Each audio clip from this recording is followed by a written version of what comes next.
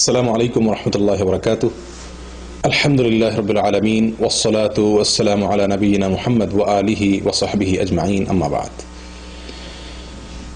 সুপ্রিয় দর্শক শ্রোতা ভাই বোনেরা, আজ আপনাদের সঙ্গে একটি তথ্য শেয়ার করতে চাই। সেটি হলো, নবী করিম সাল্লাল্লাহু আলাইহি ওয়াসাল্লাম একবার জিবরিলকে প্রশ্ন করেছিলেন, ইয়া জিবরিল মা লি লাম আরা মিকাইল দাহিকা কত।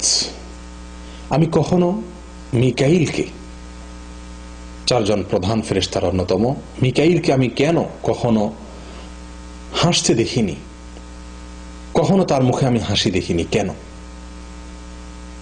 জিবরিল আলাইহিস সালাম তখন নবী সাল্লাল্লাহু আলাইহি ওয়াসাল্লামকে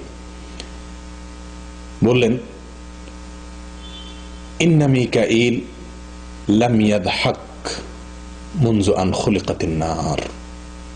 আল্লাহ সুবহানাহু ওয়া তাআলা যেদিন জাহান্নামকে সৃষ্টি করেছেন সেদিন থেকে মিকাইল কোনদিন হাসেননি।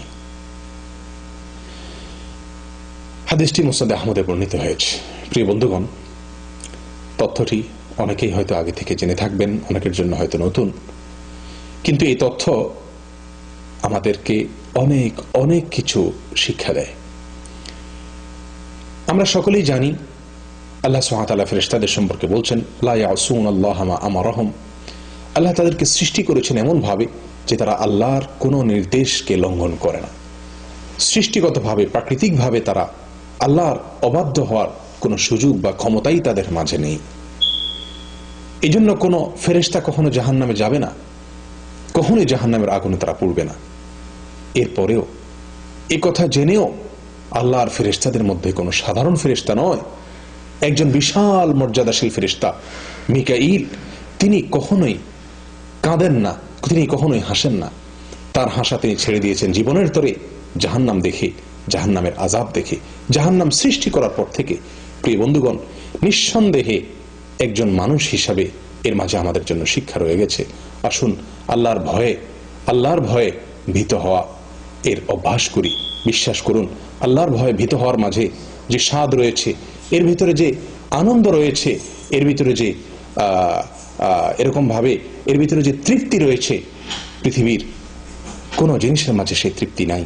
দুনিয়ার কোনো মানুষ এর ভয়ে অথবা আল্লাহর কোনো সৃষ্টির ভয়ে যদি মানুষ কাঁদে, তাহলে তার ভিতরে কোনো তৃপ্তি সেরকম থাকে না, বরং তার ভিতরে এক ধরনের কষ্ট, এক ধরনের অস্থিরতা, এক ধরনের ব্যাকুলতা, এক ধরনের অশান্তি মানুষ অন্তরে অনুভব করে। কিন্তু আল্লাহর ভয় এমন এক জিনিস যে আল্লাহর ভয় যদি কেউ কাঁদতে পারে, আল্লাহর ভয় যদি কারোর অন্তরে সৃষ্টি হয়, তাহলে তার ফলে বরং তার অন্তর অত্যন্ত অত্যন্ত আনন্দ, এক অবর্ণনীয় স্বাদ, এক অবর্ণনীয় মজা সে উপলব্ধি করতে থাকে, অনুভব করতে থাকে। প্রিয় বন্ধুগণ, আসুন আল্লাহর ভয় নিজের অন্তরে জাগ্রত করি। আল্লাহ সুবহানাহু ওয়া তাআলা বলেছেন, ওয়া আম্মা মান খাফা মাকামা রাব্বিহি ওয়া নাহা আন-নাফসা আনিল হাওয়া ফাইন্নাল জান্নাতা হিয়াল মাওয়া।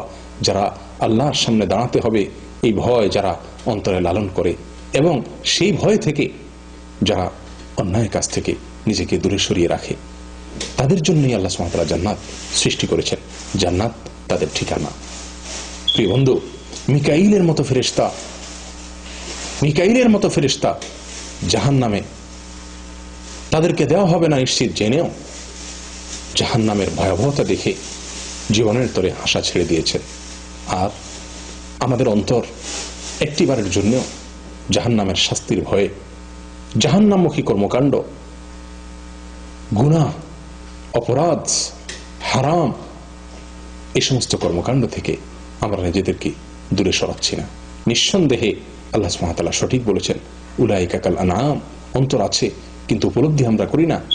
এই সমস্ত মানুষকে আল্লাহ তাআলা চতুষ্পদ জন্তুর চাইতেও পথহারা, গোমরাহ, পথভ্রষ্ট বলেছেন। আমরা যেন সেরকমই হয়ে যাচ্ছি। আল্লাহ সুবহানাহু ওয়া তাআলা আমাদের সকলকে আল্লাহর ভয় আমাদের অন্তরে লালন করার, জাগ্রত করার, অনুভব করার তৌফিক আল্লাহ তাআলা আমাদের সকলকে দান করেন। আর আল্লাহর ভয়ে ভীত সন্ত্রস্ত যারা, তারাই জান্নাতি হবে। আল্লাহ তাআলা আমাদের সকলকে সেই সৌভাগ্যশীল বান্দাদের মধ্যে শামিল করেন। আমিন। ওয়া আখিরু দাওয়ানা আনিল হামদুলিল্লাহি রাব্বিল আলামিন। আসসালামু আলাইকুম ওয়া রাহমাতুল্লাহি ওয়া বারাকাতুহু।